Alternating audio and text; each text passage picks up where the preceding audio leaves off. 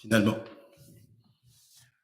Osée, chapitre 1, nous allons lire les 5 premiers versets. Lisons pour la gloire de notre Seigneur.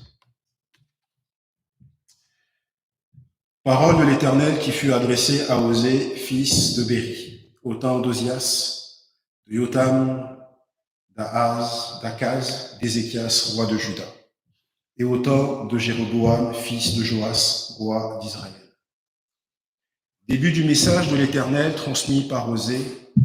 L'Éternel dit à Osée, « Va, prends une femme prostituée et des enfants de prostitution, car le pays se vautre dans la prostitution en abandonnant l'Éternel. » Il alla et prit Gomère, fille de Diblaïm.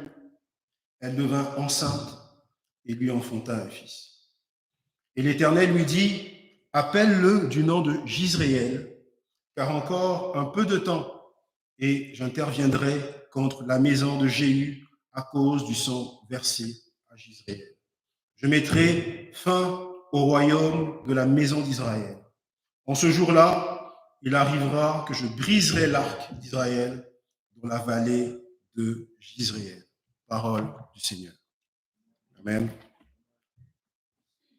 Donc on peut voir qu'à partir du premier verset, Osée, fils de Béri, est l'auteur de cette prophétie. Donc en hébreu, Osée signifie salut, et c'est aussi le nom du dernier roi d'Israël. Donc comme on peut lire 2 Rois 17, verset 1, la 12e année d'Akaz, roi de Juda, Osée, fils d'Éla, régna sur Israël à Samarie. Il régna 9 ans. Et donc le ministère d'Osée couvre plusieurs décennies de la seconde moitié du 8e siècle avant Jésus-Christ, donc des années 790 à 739 avant Jésus-Christ. Il s'est poursuivi sous le règne de 4 rois de Juda, donc que sont Osias, Jotam, Akaz et Ézéchias. Et donc comme la prophétie d'Osée était principalement destinée à Israël, il peut paraître étrange, en effet, que 4 rois de Juda soient mentionnés dans Osée 1, verset 1, contre un seul roi d'Israël. Donc alors qu'Osée fut témoin de la chute et de la destruction d'Israël et de sa capitale à Samarie, il semble que son souci plutôt se tourna vers le reste du peuple de Jérusalem, sous la véritable royauté de la maison de David. Et donc, le contenu d'Osée suggère que ces écrits furent rassemblés à Jérusalem. Le ministère personnel d'Osée était au nord.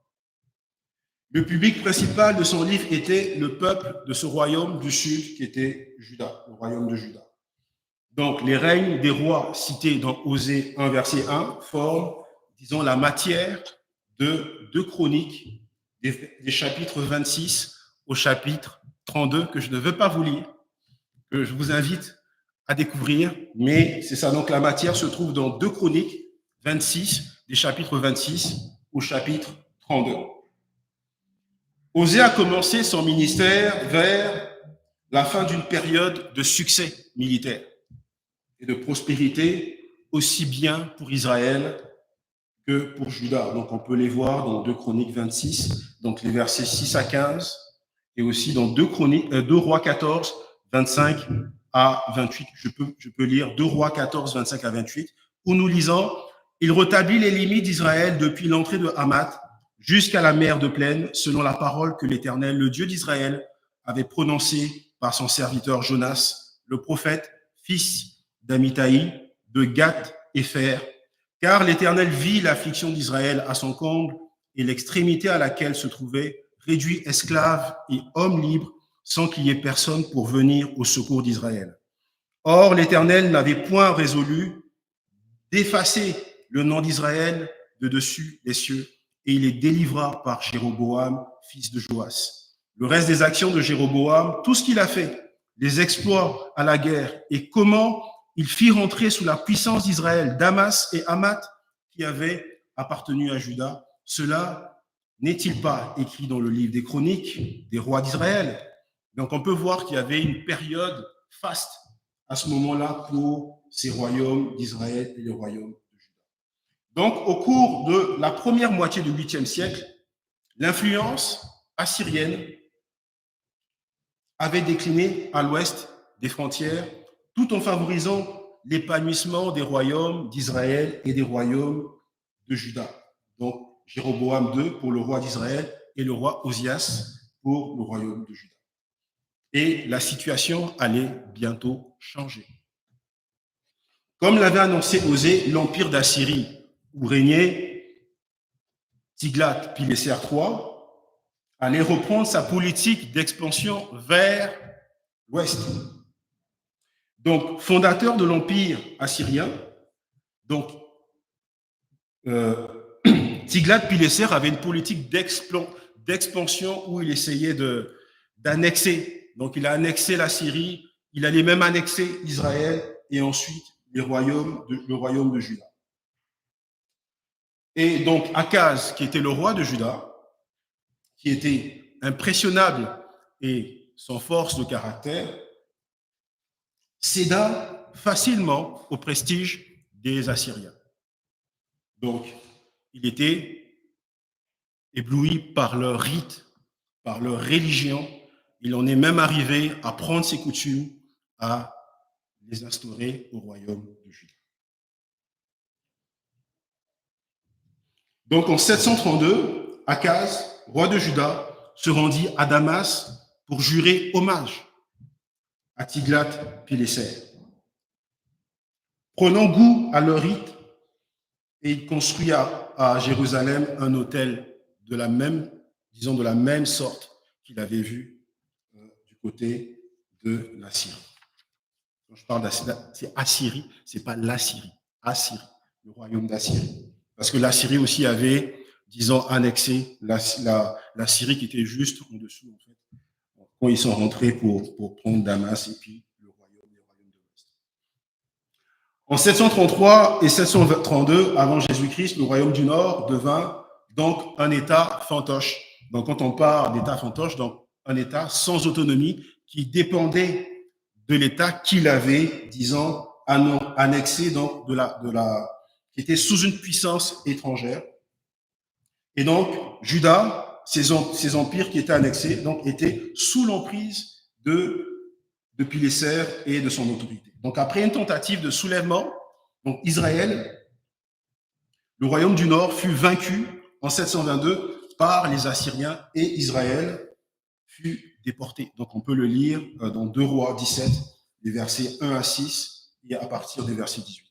Et Juda devint à son tour un État vassal également. Donc, un État vassal, c'est-à-dire subordonné à un autre, donc qui était subordonné à l'État, au royaume d'Assyrie. Et donc, pour bien saisir la portée du message de la prophétie d'Osée, tout comme celui des autres prophètes mineurs comme Ésaïe, Michée et puis Amos, il nous faut comprendre en effet la théologie et le sens du Deutéronome. Celui-ci fait état d'un pacte d'alliance entre Dieu, le Seigneur et Israël. Le devoir d'Israël était d'être fidèle et loyal au Seigneur, par un culte qui était exclusif et par une obéissance totale. Et ce qui amènerait des bénédictions. Donc, on va le voir, des bénédictions dans Deutéronome 28, 1 à 14. Donc, il y avait des bénédictions matérielles, spirituelles. Il y avait aussi la supériorité sur toutes les nations. Et aussi, il y avait la désobéissance qui entraînerait en revanche le jugement et l'exil. Éventuel, donc, on le lit dans Deutéronome 28, des versets 15 à 68. Je vous épargne toutes ces lectures, mais je vous donne les références. Je pense que c'est... Mais on retrouve le cas dans Deutéronome des bénédictions et des malédictions également. Donc, les bénédictions, Deutéronome 28, 1 à 14, et les malédictions, donc Deutéronome 28, 15 à 68. Le rôle d'Osée en tant que prophète consistait à mettre en évidence la violation de l'alliance et l'intention de Dieu de déverser ces malédictions. Simultanément, Osée confirmait la promesse du Deutéronome aussi quant à l'ultime restauration d'Israël. Donc, il n'y avait pas que la malédiction, mais il y avait aussi une promesse de restauration. Donc, Deutéronome 30, verset 1 au verset 10. Et donc, les thèmes dominants du message d'Osée peuvent se résumer en 3 mots. Donc, le péché, le jugement et le salut, restauration. Salut, restauration. En exposant le péché d'Israël, Osée insistait beaucoup sur son idolâtrie. Donc, étant donné, il se livrait à des cultes de Baal, donc c'est ce que Osée dénonçait à cette époque. Donc, il comparait la relation d'alliance entre Dieu et son peuple à un mariage. Donc, Israël, qui était l'épouse du Seigneur. Il traitait Israël d'adultère spirituel. C'est fort quand même. Donc, par rapport à cette alliance avec le Seigneur et le fait que le peuple d'Israël se soit adonné à des pratiques, donc à enfreindre, le premier commandement et même le deuxième commandement de Dieu, en fait, c'était de l'adultère spirituel. Israël s'était tourné vers Baal, donc ce dieu cananéen des tempêtes et de la fertilité, afin de promouvoir la fécondité du sol et de l'homme. Et donc, son message principal était un jugement sur l'idolâtrie et le péché. Et donc, puisque le royaume du Sud suivait les traces de ses cousins, on peut dire idolâtres, Osée cherchait également à encourager les habitants de Jérusalem à la repentance. Donc, il y avait la condamnation, c'est vrai, mais par son message, il les encourageait à la repentance. Et donc, pour illustrer l'infidélité d'Israël, Osée épousa une femme qui, à l'exemple de la nation, serait infidèle à son mari.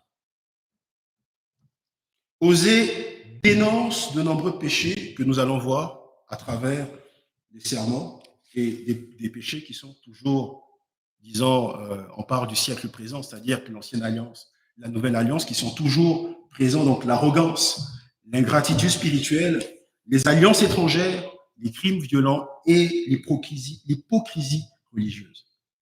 Et donc, même si la prophétie d'Osée contient quelques exhortations à la repentance, le prophète n'attendait pas forcément d'Israël une réponse positive parce que le jugement d'Israël était inévitable.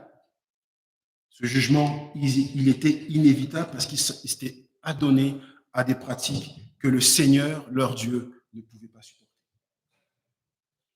Donc, en déversant les malédictions sur Israël, le Seigneur allait provoquer sa stérilité et lui faire subir des invasions militaires, ainsi que l'exil. Donc, on le voit avec l'annexion de l'Empire assyrien et l'exil qui s'ensuit par la suite.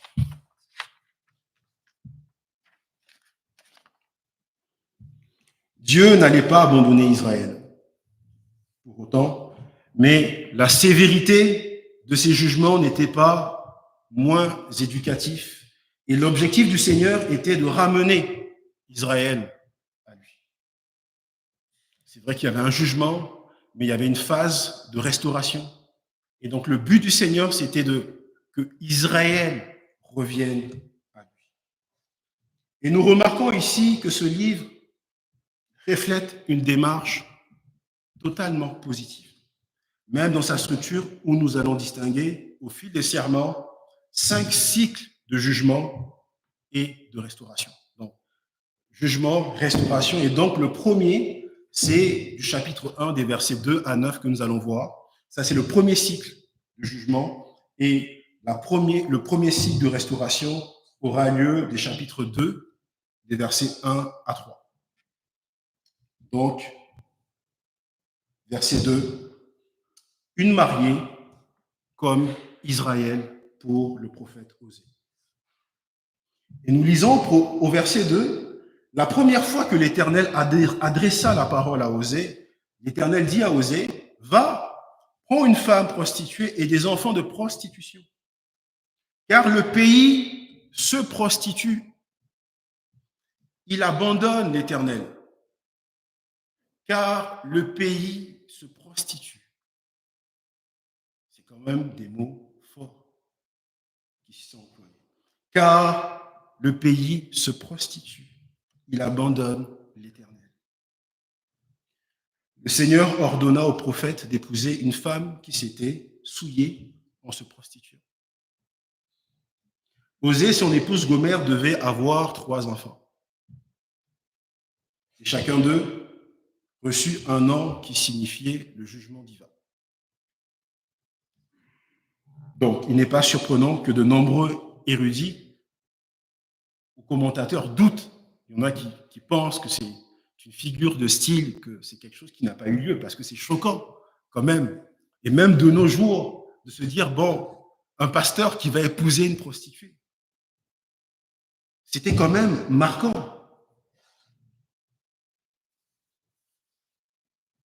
Donc le mariage rapporté dans Osée 1 est cohérent avec le modèle d'action prophétique dramatique que Dieu a dirigé pendant de longues années et auquel les royaumes du nord et du sud d'Israël ont lentement sombré dans la destruction.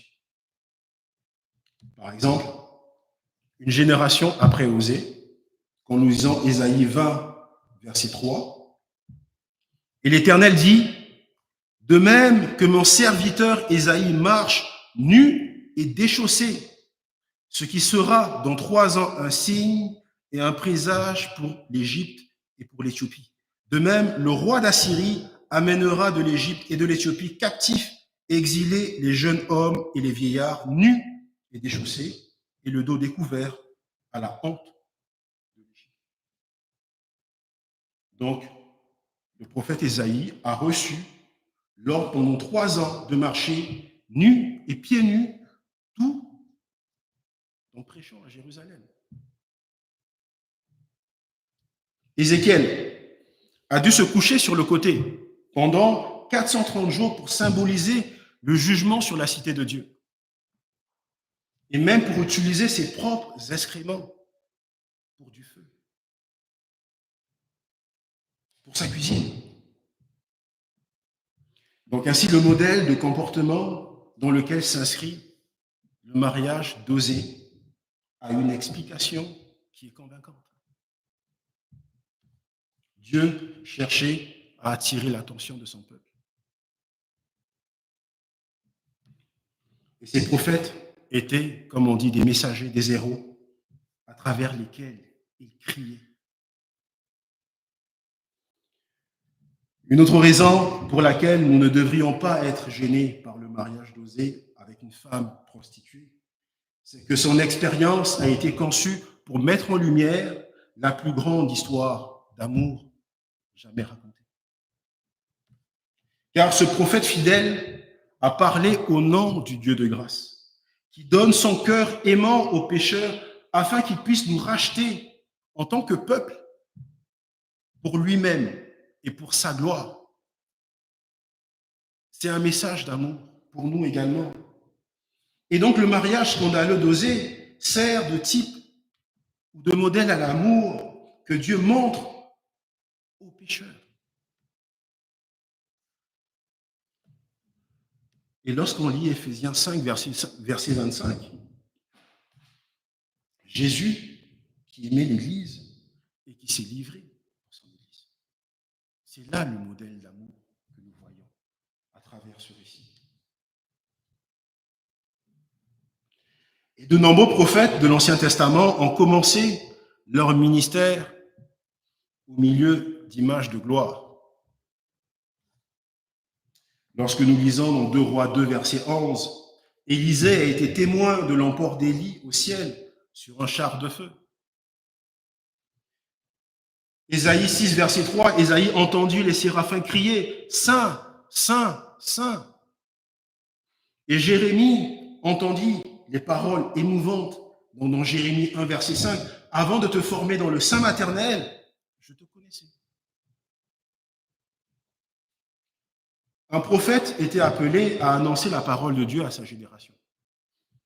et dans certains cas à mettre en pratique le message de Dieu. C'était ce dernier conseil d'Osée. Mais les paroles de son appel n'étaient pas si évidentes.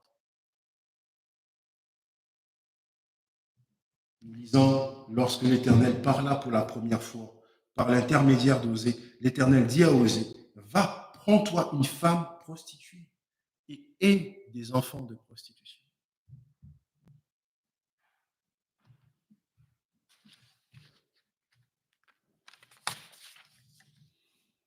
Donc des questions sont soulevées sur l'état réel de la femme qu'Osée allait épouser. Elle s'appelait Gomère, c'était la fille de Diblaïm, comme on le lit au verset 3. Et dans la culture de l'ancien Israël, une prostituée n'avait aucune chance de se trouver un mari. Aucune chance de se trouver un mari. Elle n'avait pratiquement pas d'autre moyen de subvenir à ses besoins que dans ce qu'on appelle de notre temps le commerce du sexe, donc la prostitution. Donc, elle ne pouvait pas se marier, elle ne pouvait pas subvenir à ses besoins qu'à travers le commerce du sexe.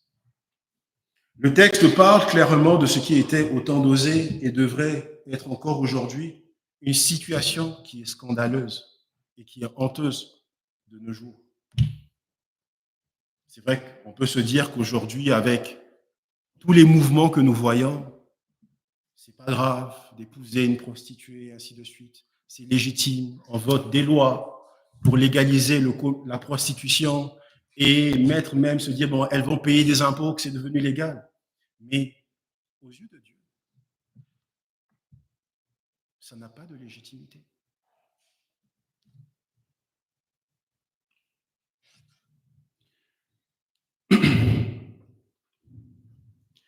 Ayant été appelé prophète, il devait alors organiser un mariage au cours duquel il prendrait pour épouse une prostituée, un prophète.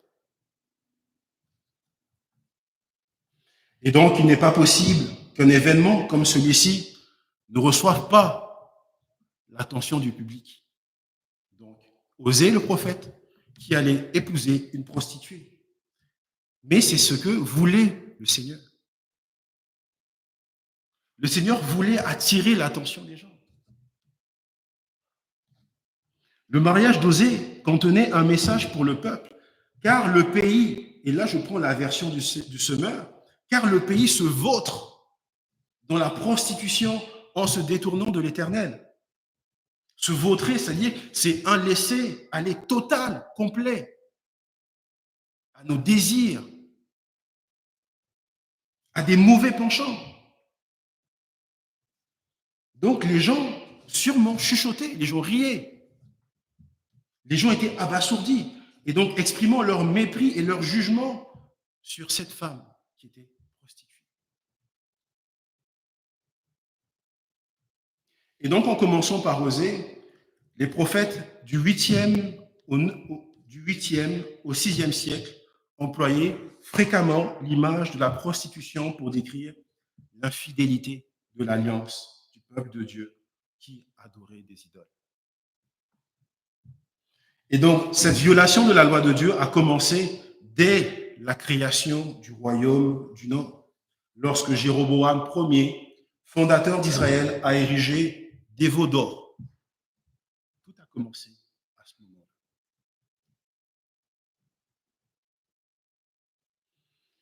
Et nous devrions probablement considérer les idoles de Jéroboam comme des violations du deuxième commandement, interdisant le faux culte, puisqu'il a probablement offert ses veaux d'or en concurrence au culte sur le mont Sion, comme nous le lisons dans 1 Roi 12, les versets 25 à 30.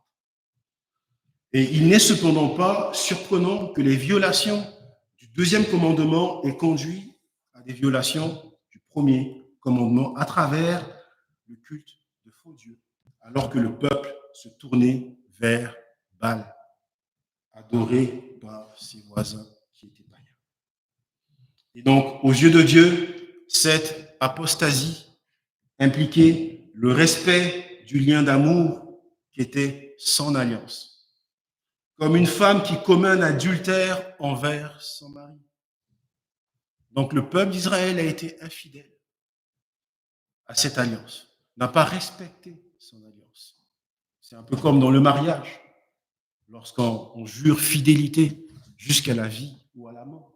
Donc à un moment donné, lorsqu'on se retire, lorsqu'on désobéit à cette alliance, et nous commettons ce qu'on appelle l'adultère.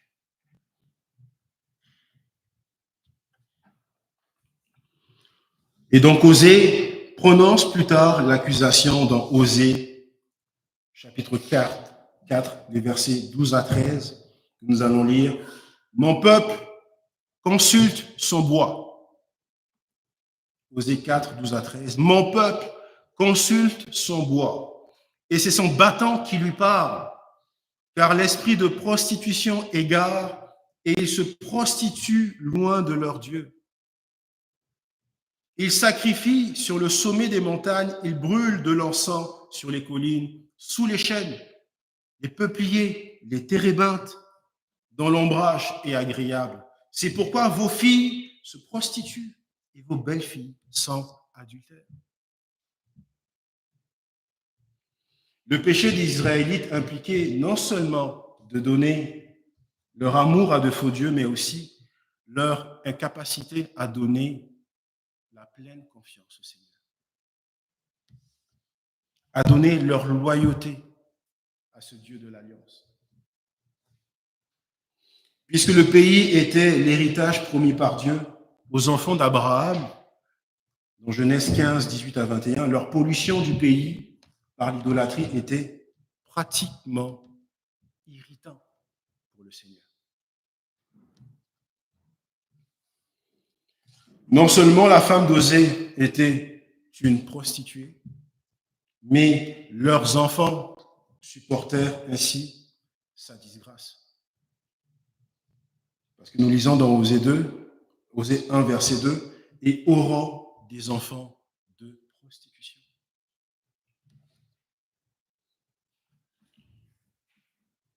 Cela ne veut pas dire que ces enfants étaient illégitimes.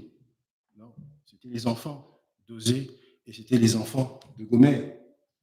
Ils étaient la progéniture d'Osée, tout comme le peuple d'Israël était la famille légitime de Dieu.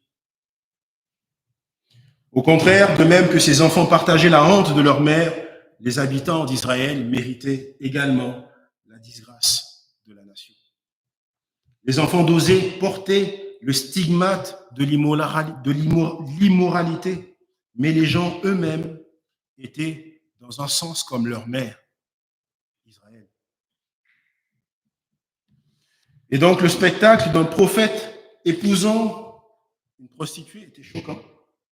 Mais lorsque les auditeurs d'Osée apprirent qu'il représentait le Seigneur dans sa relation d'alliance avec Israël, le scandale fut encore plus stupéfiant. Un représentant du Seigneur, un prophète qui va épouser une prostituée. Donc, toute l'attention était là. Toute l'attention était là. Et c'est exactement ce que le Seigneur voulait. Et donc, la comparaison entre Gomère et Israël aurait dû amener le peuple à une honte pénitente. Dieu n'allait pas abandonner Israël pour autant. Non. Mais la sévérité de ses jugements n'était pas moins éducatif que l'objectif du Seigneur était de ramener son peuple à lui. Il voulait les punir, c'est vrai. Mais il aime son peuple. Et son désir, c'était que son peuple se répande et revienne à lui.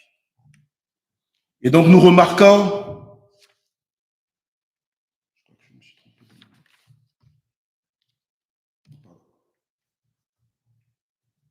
dans mes notes. Donc, je disais, la comparaison entre Gomère et Israël aurait dû emmener le peuple à une honte pénitente, comme une femme découverte en train de tromper son mari honorable. Donc, son mari qui lui faisait honneur et sa femme qui a été découverte en plein adultère. Et donc, loin de déshonorer le Seigneur, ce scénario a été conçu pour montrer sa fidélité, la fidélité du Seigneur envers son peuple. Parce que c'est sa fidélité, lui, en tant que Seigneur, parce qu'il souffre. Il souffre de voir son peuple se vautrer dans de tels péchés. Et donc, le prophète est appelé à imager Yahweh en épousant une femme qui lui brisera le cœur. Il veut punir sa femme infidèle, mais il l'aime toujours. Et il veut la reprendre. Il aime toujours son épouse et il veut la reprendre. Comme nous l'apprend Osée, Dieu n'hésite pas à accuser son peuple pour leur idolâtrie, mais il les aime toujours, même quand ils pêchent. Et il veut qu'ils reviennent à lui. Il veut les reconquérir. Mon troisième point, un fils nommé Jezréel, qui veut dire dans le sens que nous allons l'aborder comme effusion de sang. Donc ça, c'était, disons, une prophétie aussi sur la maison de Jéhu. Et donc, si les interactions entre Osée et son épouse infidèle occupent une place centrale dans cette histoire, les enfants de leur union jouent aussi un rôle prophétique à travers les noms qu'ils portent. Ayant été appelé par le Seigneur à épouser une prostituée, Osée n'a pas retenu son amour. Dans le verset 3, il alla donc prendre Gomère, la fille de Diblaïm, et elle conçut et lui enfanta un fils. Donc il fit exactement ce que le Seigneur lui demandait. Osée et Gomère auraient 3 enfants, chacun recevant un an symbolique de jugement. Quand le premier naquit, l'Éternel lui dit, appelle-le, au verset 4, du nom de Jezréel. Jezréel. Pourquoi Jezréel? Jezréel était une ville du nord d'Israël. Et c'était aussi le nom d'une vallée stratégique dans laquelle un certain nombre d'événements importants avaient déjà eu lieu. Donc il y avait des victoires du peuple d'Israël. Ça, c'est la partie positive. Donc, de manière positive, Gédéon avait vaincu les Madianites dans la vallée de Jezréel. Donc, nous lisons dans Juges 6, verset 33. Et il est notoire que Jezréel était l'endroit où le juste Naboth s'est fait voler sa vigne et a été mis à mort par l'intermédiaire des méchants. Donc, 1 Roi 21, les versets 1 à 16. Et donc, à partir de ce moment, Jezréel serait associé à l'effusion de sang et à une totale violence. Lorsque le Seigneur oint Jéhu, donc ça c'est dans 2 Rois 9, 10, chef de la dynastie d'Israël, il lui ordonna d'aller à Jezréel et de mettre Jézabel à mort. Donc, comme on lit dans 2 Rois 9, 10, les chiens mangeront Jézabel dans le camp de Jezréel, il n'y aura personne pour l'enterrer. Donc Jéhu tua également les 70 fils d'Akab et on lui apporta leur tête à Jezréel. 2 Rois 10, verset 7. Et toujours Jéhu tua ensuite tout ce qui restait à la maison d'Akab à Jezréel. 2 Rois 10, verset 11. Et il assassina aussi de nombreux parents du roi Amatsa de Juda, qui était là en visite à Jézabel. Donc, on peut voir que cette ville était le récit d'histoires sordides, d'assassinats, d'effusions de sang. Et donc, vous pouvez imaginer que vous avez un enfant que vous appelez Tchernobyl, par exemple, avec ce qui s'est passé en Russie, ou bien Auschwitz, mais cet enfant-là s'appelait Jezréel. Effusion qui symbolisait tous ces assassinats et tous ces effusions de sang. Le prophète a fait de son nom une prophétie spécifique. Dans Osée 1, verset 4. Car encore un peu de temps, et je châtierai la maison de Jéhu pour le sang versé à Jezréel. Et donc, puisque Jéhu avait tué Jézabel à cet endroit précis, en plus d'avoir tué plutôt son fils, le roi Joram, nous pourrions facilement conclure que Dieu allait juger sa maison pour ce péché. Osée a prédit que le châtiment de la maison de Jéhu aurait lieu dans peu de temps, toujours dans Osée 1, verset 4, et c'est ce qui s'est produit. Et donc, probablement peu de temps après avoir prononcé cette prophétie, Jéroboam II mourut à la fin de son long règne. Son fils Zacharie monta sur le trône, mais 6 mois plus tard seulement, il fut assassiné par un général nommé Shaloum qui régna après lui. Nous le lirons dans 2 Rois 15, verset 6. Et donc cet événement a non seulement accompli la prophétie d'Osée en mettant fin à la dynastie de Jéhu, mais a également marqué le début d'une période chaotique où une succession de chefs militaires sont arrivés au pouvoir grâce à la mort de leurs prédécesseurs.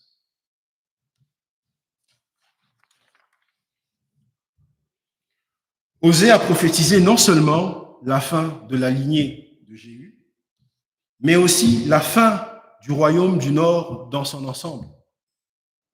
Nous lisons dans les versets 4 à 5, « Je mettrai fin au royaume de la maison d'Israël.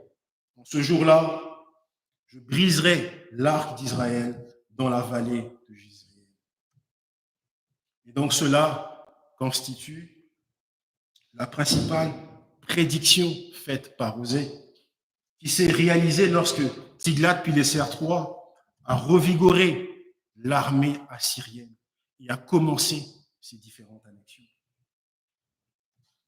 Et au cours des 25 années suivantes, a réduit le royaume du Nord et y a finalement mis fin. Ici, la maison d'Israël fait référence à l'ensemble de la nation d'Israël, qui a été soumise au jugement sévère de Dieu à cause de son idolâtrie et sa corruption impénitente. Jezréel était l'une des principales routes d'invasion vers Israël, bordée par des montagnes de Galilée et de Samarie. Et l'histoire nous rapporte que qu'en 733 avant Jésus-Christ, Tiglath-Pileser III a conquis ces deux régions comme Osée l'avait prédit, comme Dieu l'avait prédit. Briser l'arc, lorsqu'il dit au verset 5, « En ce jour, je briserai l'arc d'Israël dans la vallée de Jezréel. » Briser l'arc, c'est un langage typique de malédiction, symbolique d'une défaite totale. Et cela fait allusion à la destruction totale de la puissance militaire d'un pays. On peut le lire dans 1 Samuel 2, verset 4, et comme dans le psaume 46 aussi, verset 10. Donc 1 Samuel 2, verset 4, l'arc des puissants est brisé et les faibles ont la force pour ceinture. Psaume 46, verset 10, c'est lui qui a fait cesser les combats jusqu'au bout de la terre. Il a brisé l'arc, il a rompu la lance, il a consumé par le feu les chars de guerre. Donc, cela symbolique la défaite totale. Et c'est ainsi que la vallée de Jezréel, un site de l'une des plus grandes victoires d'Israël à l'époque de sa fidélité, lorsqu'ils observaient encore la loi, a été le bris complet d'une puissance qui n'existait plus. Cette puissance militaire a été jugée, a été brisée à cause de la fidélité du peuple d'Israël. Et donc, en conclusion,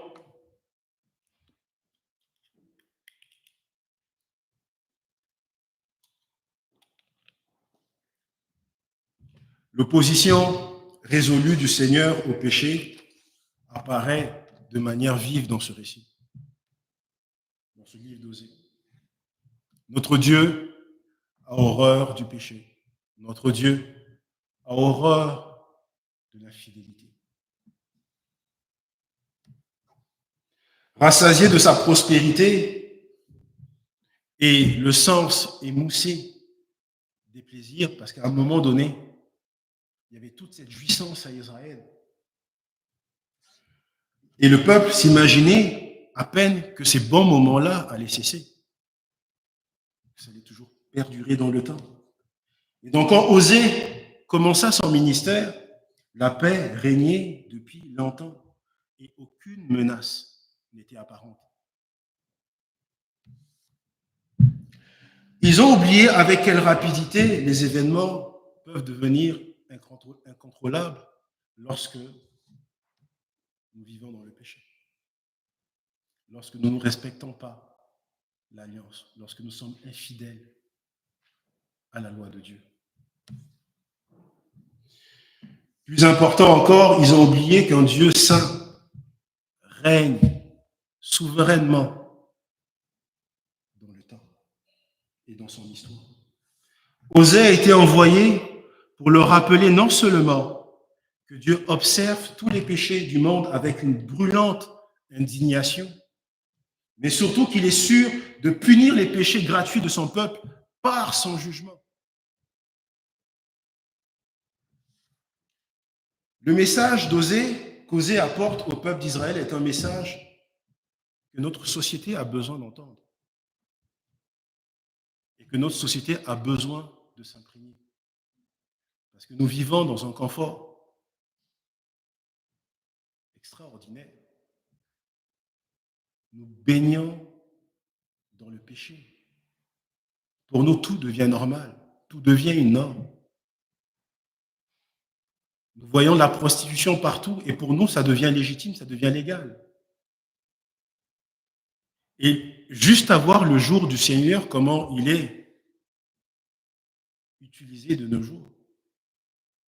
Le jour du Seigneur, c'est maintenant, les commerces sont ouverts, nous travaillons le dimanche. Nous faisons nos activités, nos loisirs le dimanche.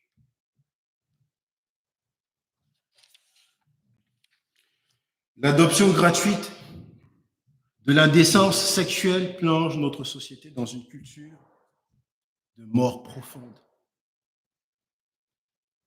De mort profonde. Et de mort spirituelle. Et des relations sont brisées. Lorsqu'un péché est mis en surface, péché d'adultère, vous pouvez voir quel type de retombées vit l'Église. Des divisions, des querelles. Le péché entraîne des conséquences désastreuses sur nos vies. Et si nous nous éloignons de plus en plus de Dieu, nous baignerons dans des ennuis terribles pour nos âmes. Quand je parle de l'âme, j'inclus mon dichotome, j'inclus l'esprit et l'âme, et notre corps aussi. Gary Smith, dans son livre d'interprétation des livres prophétiques, met ainsi l'histoire d'Osée dans un message pour notre époque. Soit les gens, il cite, soit les gens sont croyants et sont fidèles à leur engagement envers Dieu, soit ils ne font pas partie de la famille de Dieu. Ceux qui sont infidèles à Dieu sont vraiment comme les prostituées. C'est exactement ce que nous sommes. Nous devrions appliquer l'avertissement d'Osée, donc les 5 premiers versets, spécifiquement au péché de faux culte, c'est-à-dire de l'idolâtrie, qui peut être sous toutes les formes. La plupart des gens prêts à admettre que les péchés de notre génération mettraient en avant le 8e commandement, où Dieu interdit le vol, le 7e commandement contre l'adultère, et ainsi de suite, ou le fait de ne pas honorer les parents. Mais Osée souligne ici le grand péché de la violation du premier commandement. Le premier commandement. Nous allons lire. Exode 20, je vais lire des versets 3 à 6. Tu n'auras pas d'autre Dieu devant moi. Tu n'auras pas d'autre Dieu devant moi. Il continue. Tu ne te feras pas de sculpture sacrée ni de représentation de ce qui est en haut dans le ciel, en bas sur la terre et dans l'eau plus bas que la terre. Tu ne te prosterneras pas devant elle et tu ne le serviras pas, car moi, l'Éternel, ton Dieu, je suis un Dieu jaloux. Je punis la faute des pères sur les enfants. D'où les enfants d'Osée,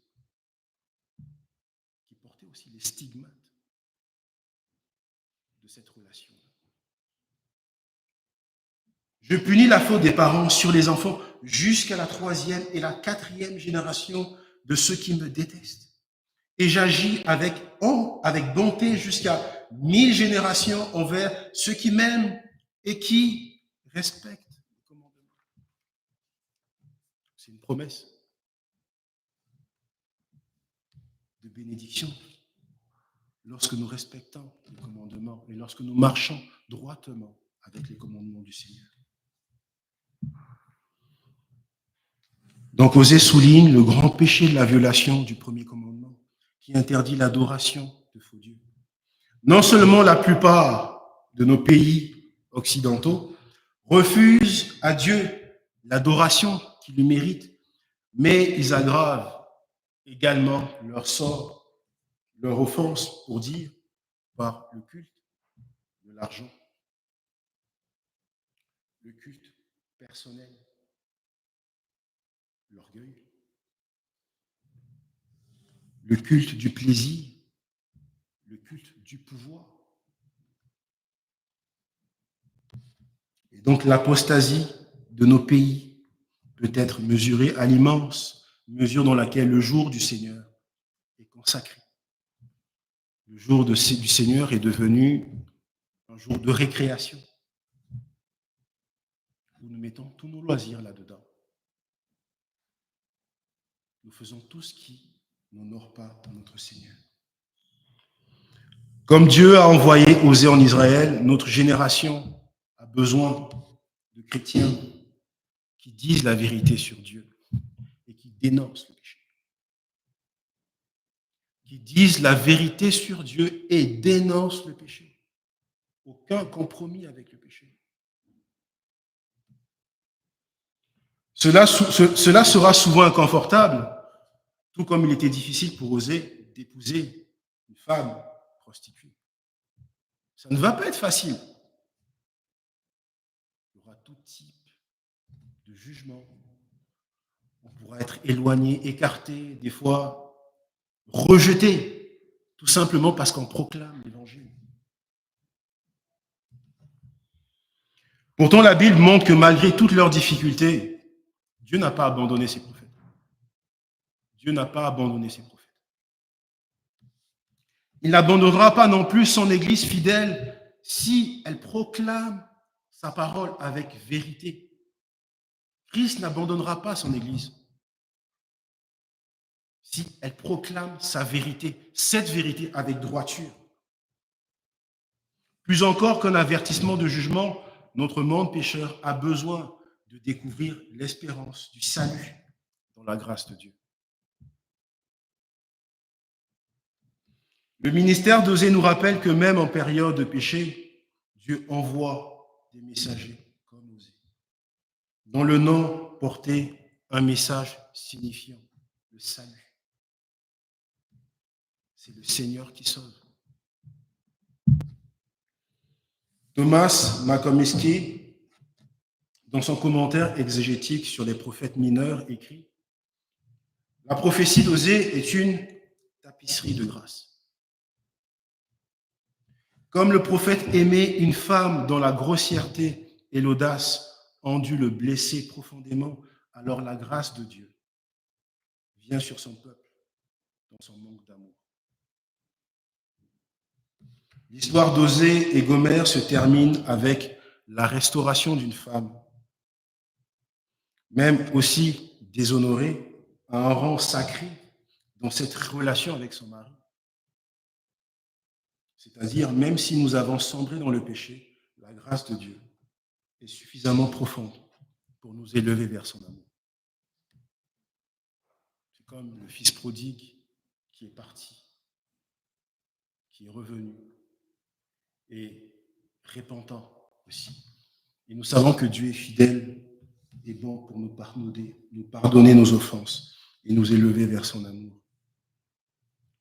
Nous avons commencé par nous demander comment un prophète tel qu'Osée pouvait se soumettre au commandement de Dieu d'épouser une femme prostituée. Nous voyons maintenant que la réponse ultime se trouve dans sa volonté divine d'aimer et de se sacrifier pour son épouse.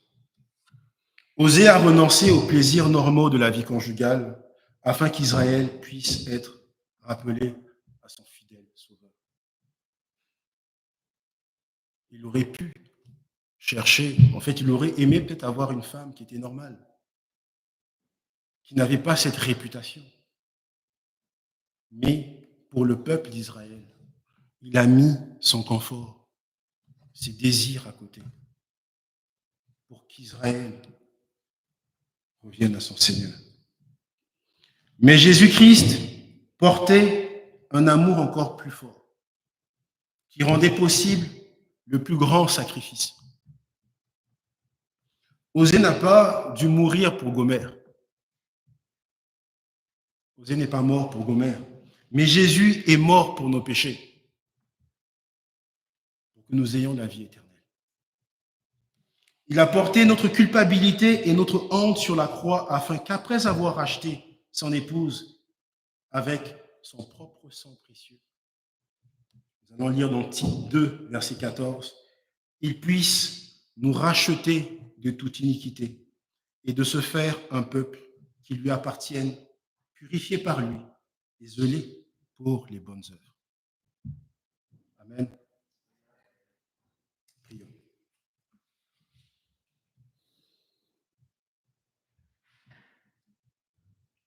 Seigneur notre Dieu, Seigneur, tu es saint. Tu es un Dieu fidèle. Tu es plein de bonté, tu es plein de grâce. C'est toi la source de la grâce, Seigneur.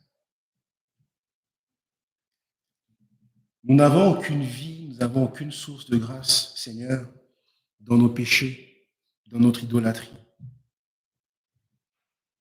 Mais nous savons que notre Créateur, le Dieu Tout-Puissant, le Dieu miséricordieux, s'est donné en sacrifice pour nous, qui est mort pour nos péchés afin que nous ayons la vie éternelle. À travers ce récit éternel, nous voyons que tu es un Dieu fidèle, que malgré les péchés de ton peuple, tu aimes ton peuple. Et ton seul désir, c'est que ton peuple se répande de tout son cœur et revienne à toi. Seigneur, merci pour tes promesses. Merci pour tes promesses, pour tes bénédictions, Seigneur. Merci pour Christ qui est mort pour nous sur la croix. C'est vrai que lorsque nous lisons ce récit, où dans l'Ancienne Alliance, nous voyons ce prophète épouser une prostituée, était choquant pour les gens. Mais nous remarquons aussi qu'au niveau de la Nouvelle Alliance, qu'à partir du sacrifice de Christ, qui s'était donné tout entier pour nos péchés, cela ne s'est plus reproduit. Seigneur, tu as été avec ton peuple du début jusqu'à la fin, Seigneur, et nous te prions d'être avec nous tous les jours jusqu'à la fin des temps, Seigneur. Nous avons besoin de toi dans notre marche quotidienne, nous avons besoin de toi dans notre vie d'église. Parce que c'est toi qui prends soin de ton église éternelle, c'est toi qui diriges ton église. Quel que soit ce que nous pouvons faire en tant qu'hommes, Seigneur, si nous ne te mettons pas au devant de toutes choses, cela n'aboutira pas. Cela dépendra uniquement de notre volonté, mais pas de la tienne, Seigneur. Pardonne-nous parce que, Seigneur, nous sommes tournés vers notre volonté. Nous sommes tournés vers notre orgueil, Seigneur, vers nos idoles. Donne-nous un cœur afin qu'on puisse s'agenouiller au pied de la croix, demander à ce Dieu Tout-Puissant qui est mort pour nos péchés, de nous diriger tout notre être, de vivre pour Christ, de marcher pour Christ, de mourir pour Christ aussi. Merci pour cette prophétie, Seigneur, qui ne nous parle pas uniquement de restauration, mais qui nous parle aussi de jugement, parce que nous avons besoin d'entendre ces jugements pour nous ramener à l'ordre, Seigneur. Nous avons besoin d'être éduqués par ta parole, Seigneur, de nous rappeler constamment que nous faisons fausse route dans tout ce que nous faisons. Et que toi, fidèle, et que toi, notre Dieu, notre berger, tu es rempli de bonté et de grâce, toujours patient à nous accueillir lorsque nous nous répentons et nous venons à toi. Merci Seigneur pour cet amour, Seigneur. Merci pour ta fidélité. Merci pour ton alliance. Garde nos cœurs plus que tout, Seigneur, afin qu'on ne pêche pas contre toi, Seigneur. Que nous marchions dans la vérité, que nous marchions dans l'amour, Seigneur. Et que ta parole soit notre arme pour toute situation. Et non notre être pécheur, Seigneur. Seigneur, que la gloire et l'honneur te reviennent, Seigneur. C'est au nom de ton Fils Jésus, notre Dieu Tout-Puissant, saint et miséricordieux que j'ai prié. Amen.